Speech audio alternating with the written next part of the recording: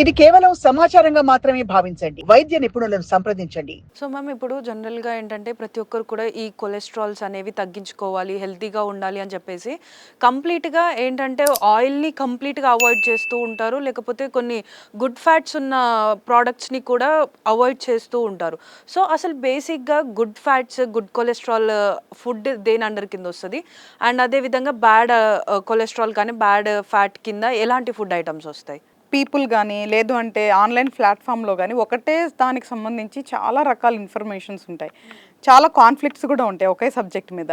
So మనం ఏమంటున్నానంటే ఒక సామాన్యులకి ఎక్కువ సైన్స్ అవసరం లేదు, జస్ట్ బేసిక్ నాలెడ్జ్ ఉంటే సరిపోతుంది.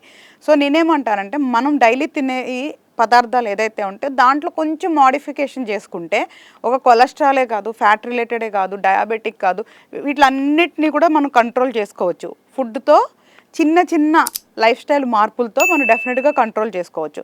So coming to good and bad అంటే బాగా ఫ్యాట్ ఐటమ్స్, ప్రాసెస్డ్ మీట్స్ కానీ, రెడ్ మీట్స్ కానీ, లేదా ఫ్రైడ్ ఫుడ్స్ కానీ, ఫాస్ట్ ఫుడ్స్ కానీ, ఇట్లాంటి అన్నీ కూడా బ్యాడ్ కొలెస్ట్రాల్ కింద వస్తాయి. సో గుడ్ కొలెస్ట్రాల్ కింద వచ్చేది ఏంటి అంటే బేసికల్గా మనకి మంచి fruits and vegetables, high fibre, HDL కింద వచ్చేదంతా కూడా రిచ్ ఇన్ ఫైబర్, ఎక్కువ ఫైబర్ ఫుడ్ ఉండాలి. తర్వాత fruits, vegetables, olive oil also safe. So దాంట్లో మన కొలెస్ట్రాల్ కొన్నిట్లో తక్కువ ఉంటుంది. ఆలివ్ ఆయిల్ అంటే కొంతమంది బ్రాండ్ పేరు కూడా ఆలివ్ ఆయిల్ అని ఉంటుంది, బట్ నో, ఐఎమ్ టాకింగ్ ఒరిజినల్గా ఆలివ్ ఆయిల్ ఉండాలి. దాంట్లో కూడా చాలా వేరియేషన్స్ ఉంటాయి. అండ్ సీడ్స్, నట్స్, సో ఇవన్నీ కూడా మనకి గుడ్ కొలెస్ట్రాల్ కింద వస్తాయి అన్నమాట. So coming to the oil, మీరు అడిగినట్లు ఎనీథింగ్ లిమిటెడ్గా వాడినంత వరకు ఏది ప్రాబ్లం ఉండదు. ఆయిల్ ఫుడ్ అంటే ఓకే, ఒక స్పూన్ 2 స్పూన్లు వేసుకోండి. మనకి చాలా రకాల ఆయిల్స్ ఉన్నాయి మార్కెట్లో.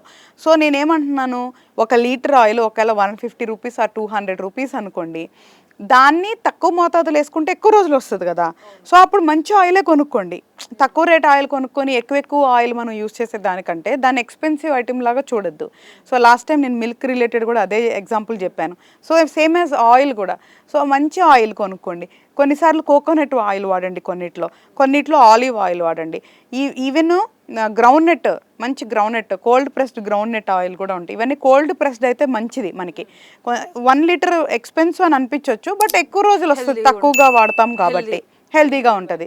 Sunflowers, real sunflower seed oil ఉంటుంది కదా, అట్లాగా. So seed oil, nut oil, coconut oil, olive oil, ఇవన్నీ కూడా మనకి రెసిపీ తగ్గట్లుగా కొంచెం వేసుకుంటే నాట్ బ్యాడ్ అనమాట.